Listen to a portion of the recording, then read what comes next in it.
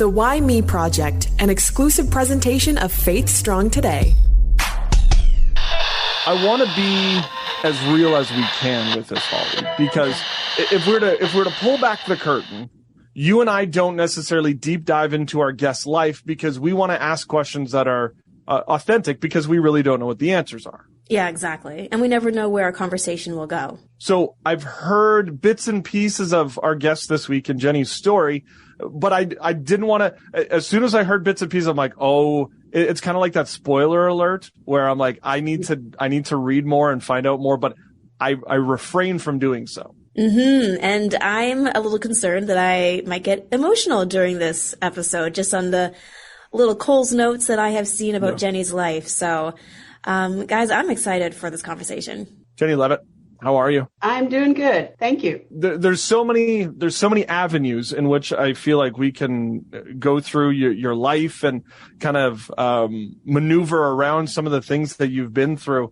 But I think always starting at the beginning is the best way to start a conversation because you know a little about us, just like we know a little about you. So Jenny, who are you and where did you come from? Well, my name is Jenny Leavitt and I live down in Florida, was raised here in Florida. Probably one of the biggest events in my life was when I was just 22. I had already been married for a few years and had a couple of kids and found out that I had stage 4 non-Hodgkin's lymphoma. Didn't know at the time that I didn't have very long to live, or at least that was the prognosis. And also did not know at the time that a lot of those lessons that I was going to learn in that season of my life, we're going to come back over and over and over again in all the different things that my husband and I and our family would go through. 22, married. Was faith a part of your life before that? Yeah, my husband and I were both, we were not raised in Christian homes. I tell people that I guess what you would call us is like first generation born again Christians. Okay. But we both got saved really young, and my husband was in the military and got saved overseas in Scotland when he was stationed over there. And neither one of us really got saved knowing anything about salvation. Thank God, God brought us into a wonderful church family where we could get mentored and discipled and, really grounded and rooted. And that's another piece that I didn't realize was going to be so crucial, not just going through the cancer, but through everything else that our family went through. Over the years, I'm sure we're going to dive a little deeper into all that, but we've gone through a lot of mess over the years. And I think if we didn't have that foundation of faith from early on, I don't know how we would have done it. Like even with the cancer, I remember when I had to get I did 6 months of chemo and then 56 radiation treatments and multiple surgeries. And in the middle of the radiation treatments, I had to go to Gainesville, Florida, which was about an hour and a half away from where I lived at the time. And I had to basically live there for about 5 weeks because I had to have radiation morning and then wait 6 hours and have it in the afternoon as well. And I remember thinking to myself, so I would have been probably about 21 years old, looking around and seeing people that were railing at God, mad at God. I know you guys talk about the why me, a lot of them, why me? Why I've been a good person. Why? I just don't understand this. And I remember looking around and thinking, I don't know how people are going through this stuff without Jesus. Like, there was times that it was only his strength that I could actually get up and go get in the little shuttle that would take me back for my next radiation treatment, because it just wiped me out. At the end of that year, when they declared me in remission, I remember my husband's name is Myron, and I remember telling Myron, honey, if it comes back, I can't go through that again. That was horrible. I just can't go through that again. And he was like, yes, you will, because you love me, you love the boys, you would fight.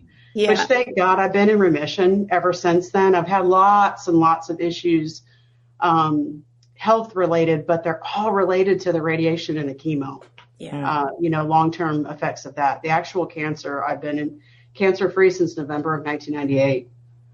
Amazing. So, I mean, you were so young, and then you get this essential, like, terminal diagnosis. Like, this is it.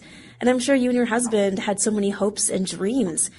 How did that shift your perspective of the future in that season? I think anybody that's faced with the reality of their own death, I think it's going to shape the way you move forward. Like, it just made me so much more grateful for life, for all the opportunities.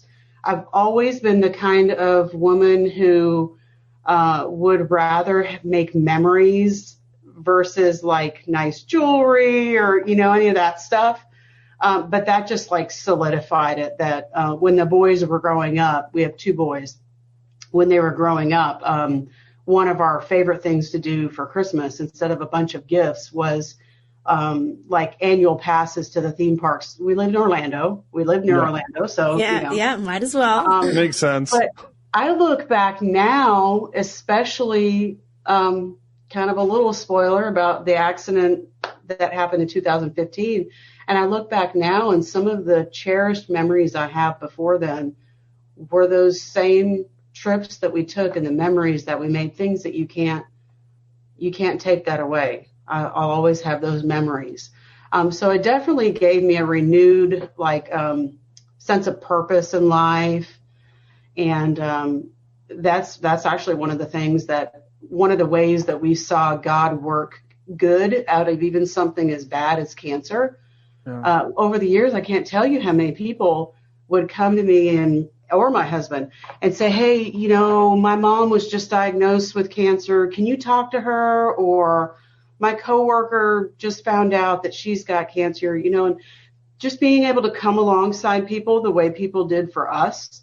That was definitely one of the ways that good came out of it, and that our lives kind of shifted from what we thought our life would be. When you hear the word cancer, it's already, and then you hear stage 4 and you're told that it's terminal. Did you automatically assume that was it? This is it. I'm done. Or was there that fight in you like, no, I'm going to prove that they're wrong? A little both, to be honest with you. There were so many months when they misdiagnosed me, which is actually pretty common, especially when you're young like that. And not only was I really young, but the only history of any cancer that we knew of at the time was my dad's side of the family had some prostate cancer, but that's it. So this was totally unheard of in our family. So they weren't even looking for cancer. So there were so many months of the not knowing that finally knowing, it was almost like, okay, now I have a target that I can hit, something that I can target in prayer. We know how to attack this with medical treatments. So there's that aspect of it. But then there was the other aspect that of the unknown. And my biggest mind battle at the time was our boys. Jacob was 3 months old when I was diagnosed. Wow. And Caleb wasn't even quite 3. I think he had just turned 3. So, they were little. And that was my biggest mind battle is my boys. Like, what would happen? God, I know that I'm right with you. I settled that with you. I know that I'm right with you. So if you call me home, I know where I'm going. But my boys, how is Myron going to be a single dad to a baby, a 3-month-old baby and a 3-year-old? And I remember one night going out in the living room, and I was about middle of the night, couldn't sleep. And I was like, God, I am not getting up until you give me some peace about this. I can't keep battling the fatigue and everything from the treatments and these mind battles. I just can't. And I don't know, maybe an hour and a half, I don't know how long it was, that I was just wrestling with God about that. And he gave me such a peace that night. And it was like, you hear people say that God spoke to them. And if you're a believer, it's not like somebody's actually in the room. But it was undeniably, he spoke to me and just said, they were yours. They were mine before they were yours. I love them. I'm going to take care of them, whether I call you home or not. And such a peace is that peace that passes all understanding that you can't describe to somebody. They have to experience it. That peace came on me. That was another learning lesson that I didn't realize was going to be a learning lesson until much later. The night of the accident in 2015, that very same conversation with God came back to me. But that peace stayed with me so much that even when the boys were growing up, there's probably things that I shouldn't have let them do, but I was okay with it. You know, I was like, God, they're yours. He just totally, helped me settle that. So both ways to answer your question. So despite having this faith, is there still the anxiety and the worry when it comes to doctor's appointments and like, will this come back? Is this going to be something that I'm going to have to deal with? Despite the fact that we're looking at 1998 and we're in 2023, do you still get that seed of doubt, that seed of worry? Oh, that's such a good question, because that has evolved a little bit over time too. Early on, I don't know, I'd say probably maybe the first 5 or 10 years, it was that seed of doubt of what if it comes back? What if it comes back? You know, every little thing they would want to send me for more testing, like things that a normal person, it would just be like, we'll check it next year when you come in. No, they would send me for a whole barrage of tests. But then, I don't know, somewhere in the last 10 years or so, it became the anxiety like shifted to more of the dread that every little thing is going to send me for that barrage of testing, and it just probably around, I think it was around 2013 is when I have had at least one surgery a year since then. Sometimes 2 or 3. And it's like my thyroid was the first to go. That was precancerous. And they said they could almost conclusively say it's from the radiation. It's one of the first things to go. And I was radiated from my jaw down to my pelvis. So that was one of the first things to go. And then it's just been like one thing after another. Jacob, our 17-year-old son, he was 17 in 2015. He asked me in 2014, he said, Mom, I just don't understand. Why would they have treated the cancer that you had with something that they know causes cancer or causes problems? And I said, son, I had a 25% chance of living. So at that point, they were just doing whatever they could, and I'm alive. So sometimes you have to take the bad with the good, and I'm alive. All these years later, I'm alive. So sometimes I still have to like remind myself of that and preach to myself that when I get that anxiety, to be completely honest with you, I've got some health issues going on right now with my abdomen that are due to radiation scarring.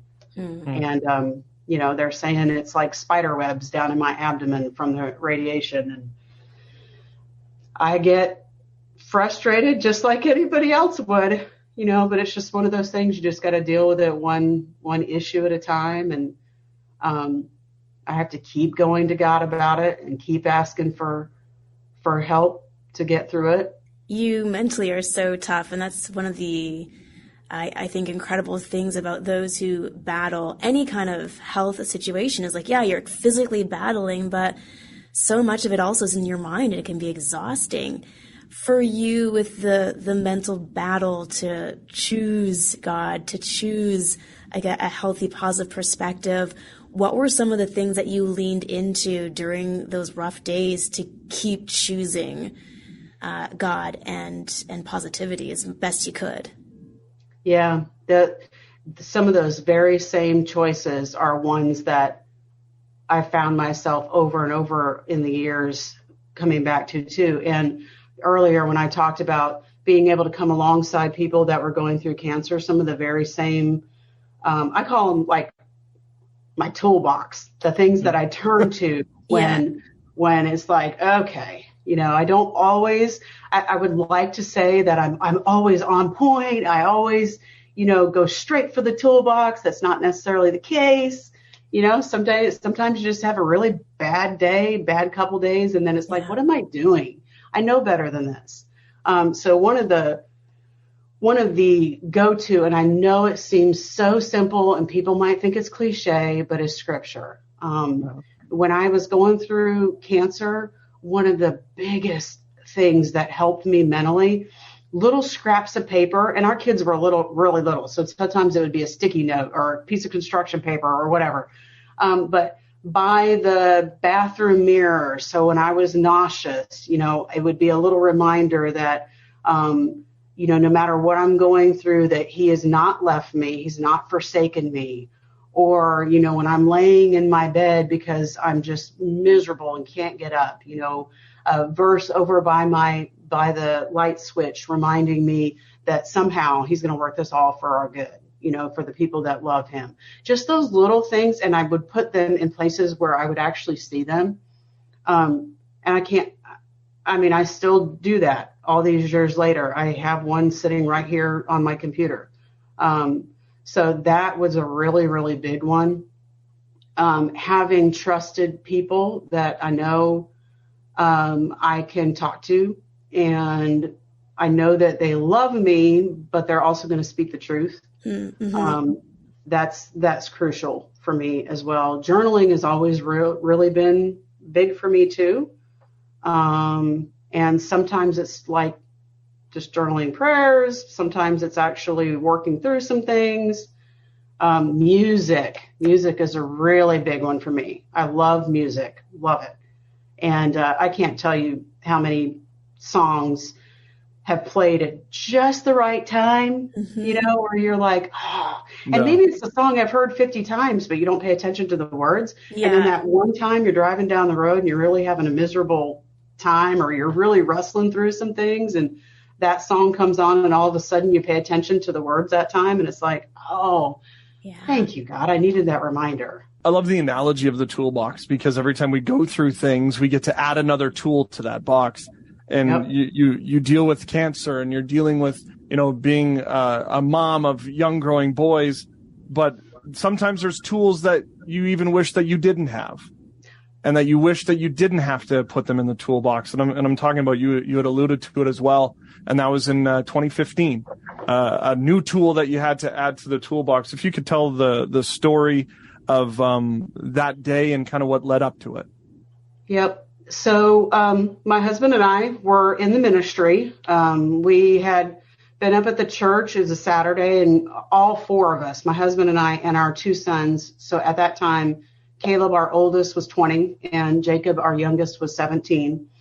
And we had been up at the church all day. We had a special, kind of like a rock opera that our church had put on. And so we know when you're volunteers, you're the first ones there, you're the last ones to leave. Yeah. And so, it was really late, like midnight late. And my husband and I had just gotten home. We lived about 25 minutes or so from the church. And our boys had driven together in Caleb, our oldest. He had a Ford Escape at the time. And to make a long story short, they were T-boned by a drunk driver. Oh. And our 17-year-old Jacob died on the scene. And then Caleb almost died. It was really touch and go for about 2 weeks there.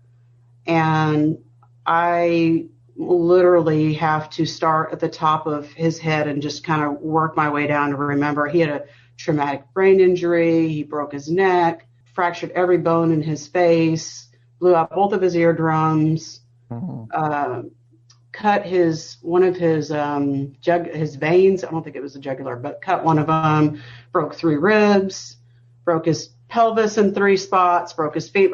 There was just, it was really, really bad. And so one of the things that I alluded to earlier, that when I had cancer and I was really wrestling with God about trusting him with the boys and what would happen, the night of the accident, before we knew for sure that it was them, Myron had received a call. So he had gone on to the accident scene. If you have ever experienced a traumatic, shocking event like that, there's so much confusion. And then you're in shock too. So he had seen Jacob on the roadway covered in a sheet, thought it was Jacob, but the officers on the scene had said, no, your son's on the way to the hospital. That's not your son. And there was just so much confusion. So I didn't know any of that. I'm back at home, pacing back and forth, praying, trying to get a hold of the police department. And anyway, it's just a mess. And I still remember pacing back and forth, going and standing by the dining room table. And I said, God, okay, that's enough. That's enough. You told me all those years ago that the boys were yours and that you loved them more than you loved me. So I still believe that that's the case. And no matter what happened, I am still choosing to trust you, that you love them and that they're yours. And I didn't even know at that time that Jacob had already passed away.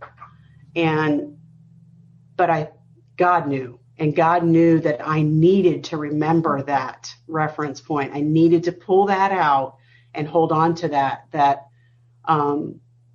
they were his. Because in the next 3 to 4 days, there was a lot of mental, as you can imagine. I mean, really, it went on past that. But for the first 3 or 4 days, it was horrible because Myron and I weren't raised in Christian homes, but our boys were. And when you've been raised in Christian homes and your parents are in ministry, like there's even jokes about preachers' kids and, and so we knew that there is always that potential that they can walk it, talk it, but not really believe it and not really know Jesus personally for themselves. Mm-hmm. And I just needed that real assurance that God, I just need to know that he's right with you.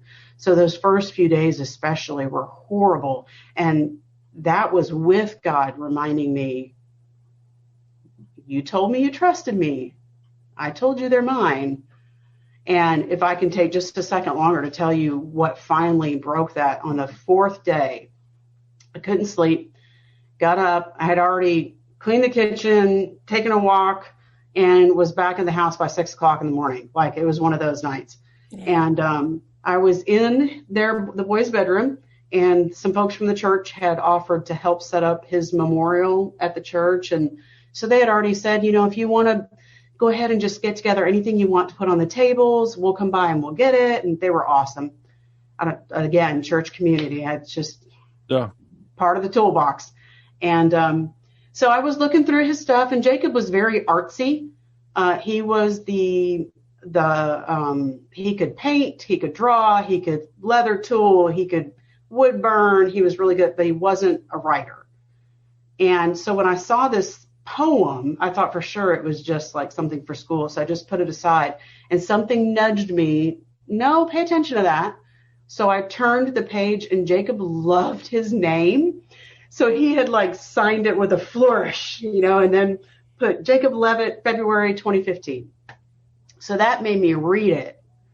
And the whole poem, it was called Holding Me. The whole poem was about him being a sinful man. He knows what he's like on the inside. He knows he's not worthy of God's forgiveness, but then he comes to realize how much God loves him, and he accepts him in his life. The last 2 verses are about him going to the heavenly city, dancing on the streets of gold, and meeting his Savior face to face. Wow. And he had signed and dated it February of 2015, so just 6 months before. And it's like God was reminding me, see, I told you, they're mine. I took care of them. 6 months beforehand, I made sure that he was ready. It's just amazing how God can leave those clues and just speak to us in so many different ways. Yeah.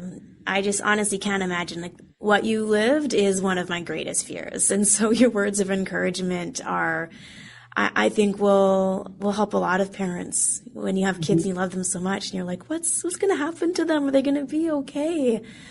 Now, I mean, you and your husband are in 2 places, grieving the loss of one and, supporting, the other one. Caleb is fighting for his life. How were you able to navigate that? Well, we leaned on a lot of the toolbox things that I was talking about. Our church community, we are blessed to be part of a worldwide fellowship of churches.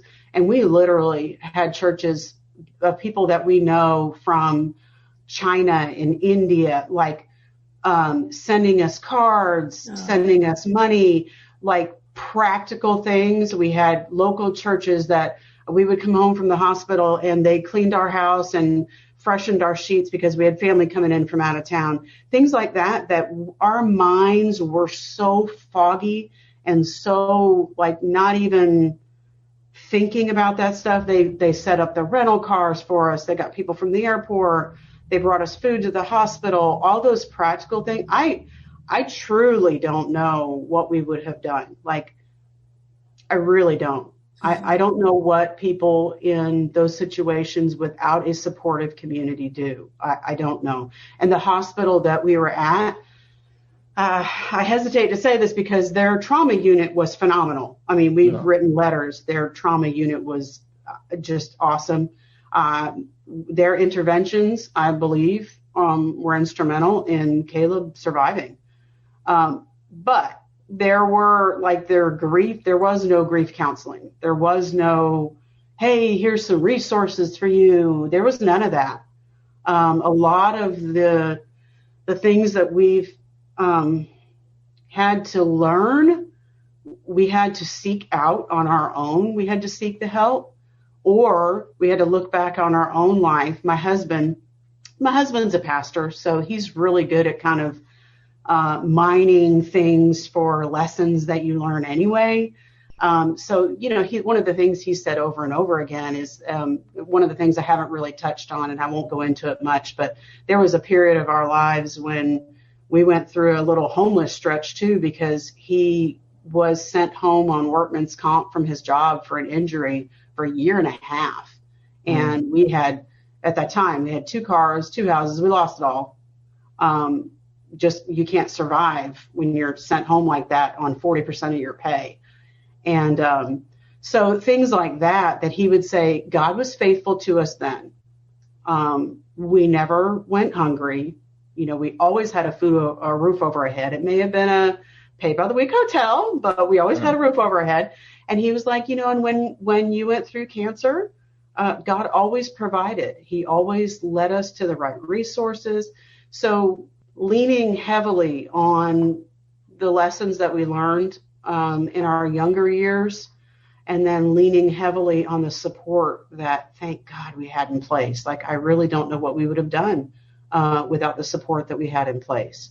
That's actually one reason why we have a great heart for other people that are going through similar situations, because we did have that. And still, we actually, back to one of your questions from earlier, Johnny, is about us not being raised in the faith. When I mentioned that part, we had been Christians for quite some time, though, when the accident happened, probably over 20 years. And we were good, solid Christians. We were in the ministry, and it still rocked us to the core. Something like that will challenge everything that you say you believe. And you have to really evaluate it. And do I really believe that I'm going to see Jacob again? Why? Do I really believe that Christ did rise again, and that we're going to rise again, and that there really is a heaven? It will challenge everything that you believe. And that is with us having a good, solid foundation. So our heart really is to help other people, because we realize not everybody, we've met quite a few people that have experienced similar things that don't have that solid foundation. And a lot of them are really floundering. And we personally know at least one family that the family itself is fractured apart, which is sad. But that's one reason why we want our story to get out there, so that we can help people know there's nothing super fancy or special about us. We've just chosen to keep on keeping on, one step at a time. And when we have those days that we realize, what am I doing here? Like, why am I letting myself think of this? When you get to that place, just go back to your toolbox, say, okay, what can I do today that will help me get back where I need to be? Yeah. Before we get to your why me moment, before we talk about GODPRINTS, I do want to ask you this. Not that I want to highlight the driver, But Yeah. I mean, there's something also with forgiveness and what happened to the gentleman who hit your two boys? Or should I not ask that question? No, you can. I'm just trying to make it shorter. So there was a witness. It was a dark, rainy night, and it was out in the country because we lived out in the country. So there weren't any streetlights. There was one witness about a mile away that said she thought that she saw that Caleb ran the red light, which fast forward, eventually that was completely dropped. The witness said she wasn't sure and everything. But anyway, that prolonged the whole proceeding for about a year while they investigated that. And the driver was 18. He was drunk almost 3 times the legal limit in Florida. And I don't remember the exact speed, but Caleb, when they did the analysis of the intersection and the lights, I don't know how the investigators do all that, but Caleb was doing exactly the speed limit going through that intersection. The other driver was going about 30 or 35 miles per hour over the speed limit when he went through there. So the investigators all believed that he was the one that was going through the wrong way. But because there was no way to conclusively prove it, the judge threw the book at him. But in the state of Florida, it was like 1 night in jail, 200 hours of community service, an anger management class. He lost his license for 6 months.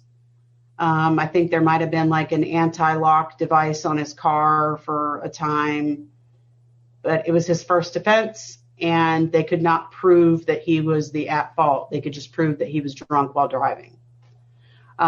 So I will say that the forgiveness aspect was different for all 3 of us. I had to really, it took me longer. No, I think probably out of the long of us was Caleb the longest. But we all 3 had to work through it in different ways. My husband blew my mind when he wanted to go talk to the 18-year-old boys.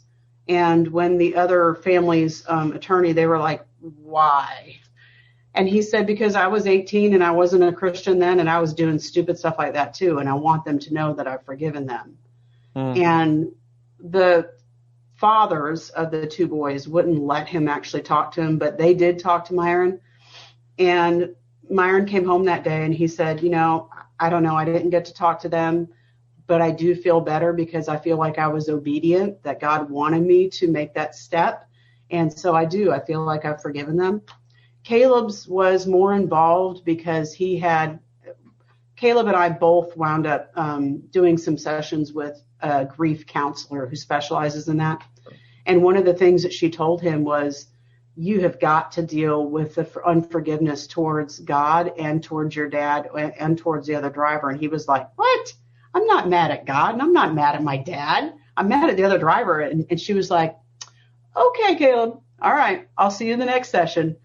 So it's one of those things that as they started working through that, and he said he still remembers, he was up at the church by himself one time, and it was during the day for something. I think he was painting or something. And he went in the sanctuary, and he said he was by himself. So he's just like yelling at God and just like venting. And, and he said that he could tell God was listening. And at the end, it was just that still quiet voice that was like, he said it wasn't in judgment or anything. It was like, are you done now?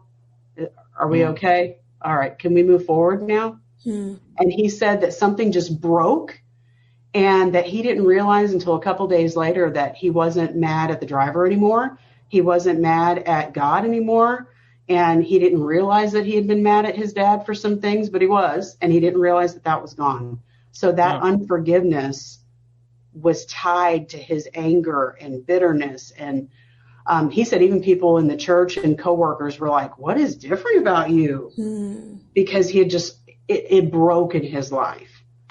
That forgiveness is a huge piece, and it can cause all those things. It can cause even people around you to be like, don't talk to him. Obviously I don't know, he's mad at something. Just don't talk to him. Yeah, don't provoke. So, mm-hmm.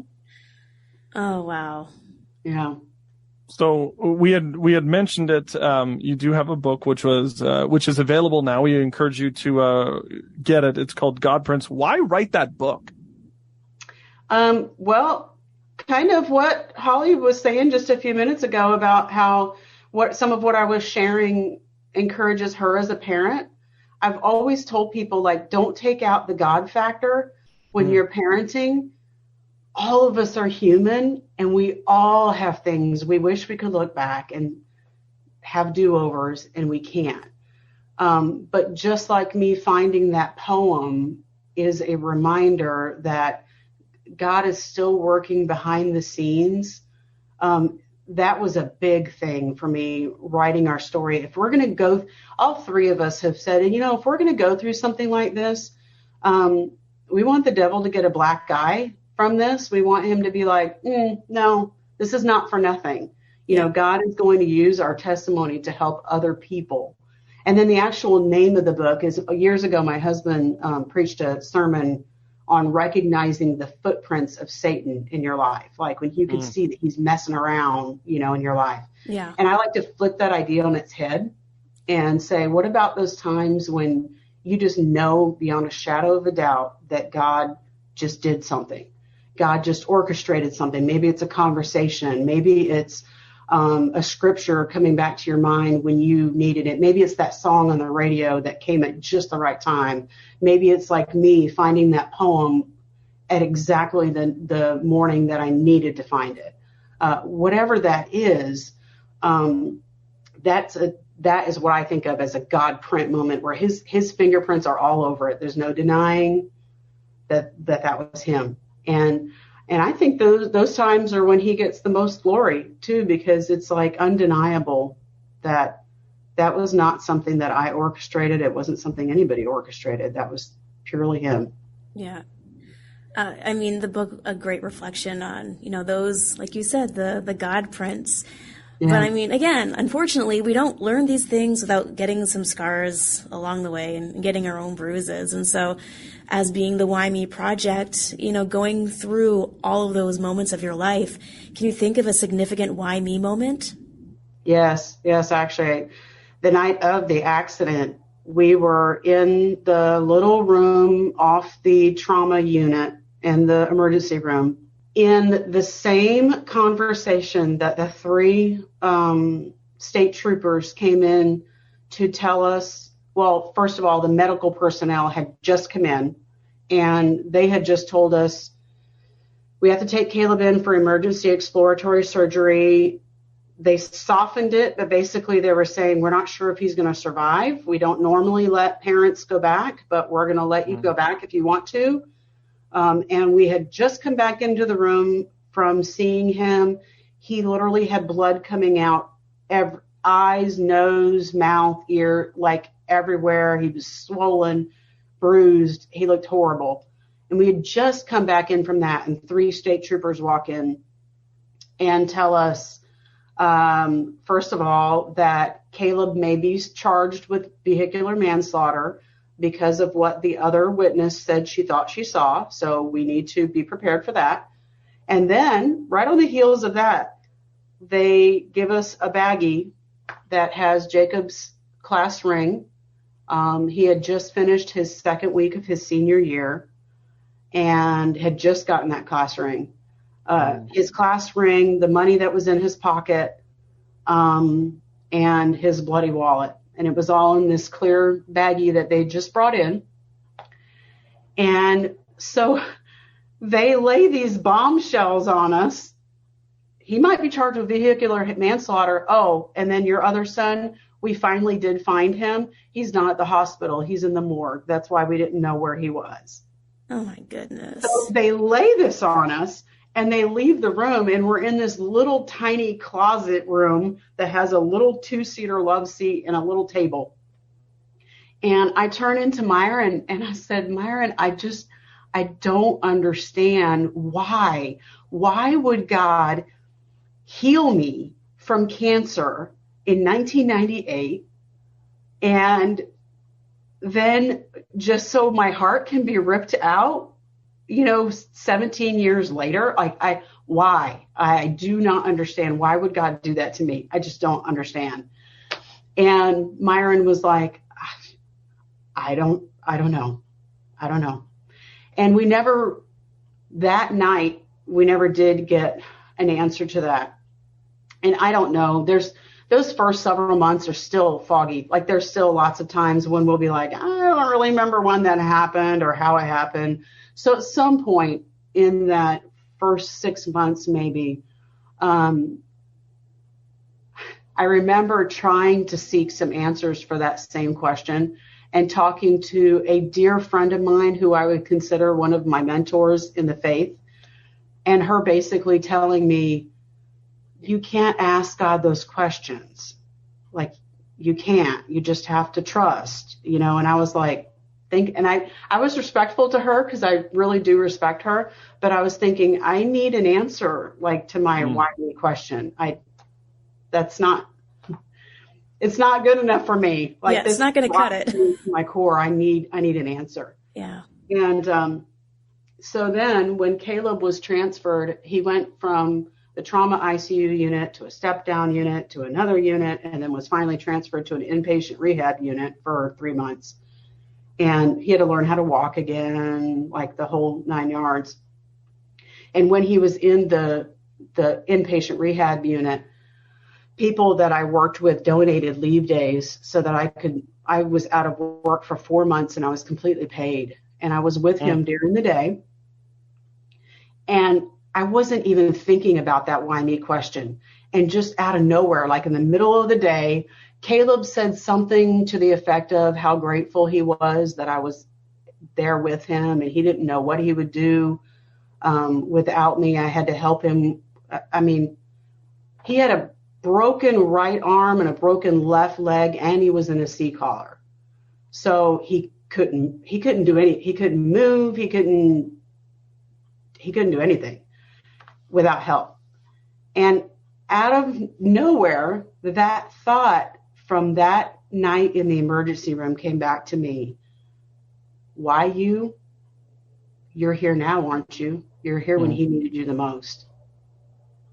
Who else would be able to be here for your son that did survive? Who else would he be comfortable with helping him, not to be graphic, but go to the bathroom and, all those things that like are so personal. And who else would he be comfortable with doing that? And I remember telling Myron that night, I said, I don't know that I will know all of the answers to the why me, but I do feel like God gave me some. And that was because he knew that I still had another son that needed me. And I have actually since told people that, and Myron has told people, God's not intimidated by our questions. In fact, over and over in Scripture, he actually welcomes them. He says, come and let us reason together. Let's sit down. Let's talk about this. And so some of my why me, I think, was answered. And then obviously, I don't know, there are other aspects of it. Maybe I won't know until eternity one day. But I think that he knew that I needed enough of an answer to be able to go forward in confidence and knowing that he does understand, and he is somehow still in control, even when it seems like he's not. And he is working it for the good of those that love him, even when we don't see it. Last question for you. Mm-hmm. How is Caleb now? He is actually doing phenomenal. Most people that don't know would never realize how bad he was. He just barely has a limp. He's always been super modest, even before the accident. Him and Jacob were the kind of kids. We had a pool, and they would wear their swimsuits with a T-shirt in the pool. They just were always modest. Yeah. Which is another reason why it was really a big deal that I was able to be there in the rehab facility with him. But it took him about a year just to be able to walk again. And then with a traumatic brain injury, they tell you that it's your brain itself, the organ, takes about 2 years for it to stabilize to the point where they'll be able to tell what the long-term issues are. And we kind of joke around. He is actually getting married the 23rd of this month. Oh, sweet. Super exciting. And so his fiance already knows this, but we joke around. One of the long-term issues that he deals with the brain injury is some short-term memory issues and then some word finding issues. But the short-term memory, we've joked with him, oh, that's going to come in handy one day when you're married and your wife's like, didn't you take the trash out? And he'll be like, did you tell me to take the trash out? I don't remember you telling me to take the trash out. But the fiance already knows this. So she's like, don't even be trying it. Don't try it. Yeah. She's going to like write it down. She'll have a whole system. On his hand. Yeah. The honey-do list will be strong in this relationship. Yeah. Amazing. GODPRINTS, which is available now. You can go to Jenny Leavitt, JennyLeavitt.com. Jenny, we appreciate you so much for sharing your heart and your incredible story. Thank you for having me. I appreciate it. I think having to go through one thing is enough than having to deal with the second thing. Well, I mean, second and third, the loss of a son and then the rehabilitation of her other son. And it's I'd be like, you know what? I have enough. I'm good. Yeah. Yeah, I know. And just all the different kinds of grief, not just Jenny's had to go through, but her whole family.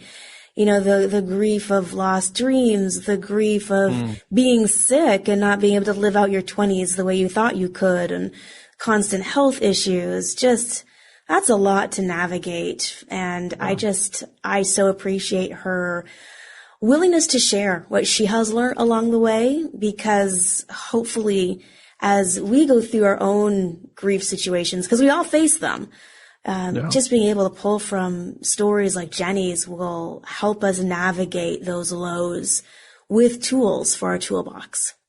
What I do appreciate when the video will come out eventually is how Jenny's face lit up when we had the chance to ask, how is Caleb doing now? Yeah. Because I didn't want us to go through and we hear of all these things, but not get some sort of update to it. So, I mean, it is amazing to hear that not only is he doing better, that he's also getting married. So congratulations to him. Yeah. And it's just, I think it was a nice kind of cherry on top, if you will, that there's some good that also comes from this. Yeah. This weekend, he'll start a new chapter. His mom has a new chapter with the book. And, I feel very honored that she was so open and honest with us today. Yeah. Thank you. All the projectors who continually download and check out our podcast, whether you're downloading on Apple Podcast or Spotify, and then also following us on all the different socials, Holly. Yeah, we are on Facebook, Twitter, Instagram, and then of course YouTube. Please check out our YouTube channel. It's a little hard to find right now, so if you subscribe, if you ring the bell, all of that for the notifications, that'll definitely help us hopefully encourage more people who are going through these situations as well. So that's how you can help us, and we really appreciate it. Yeah, love to hear from you, and you can also check out faithstrongtoday.com.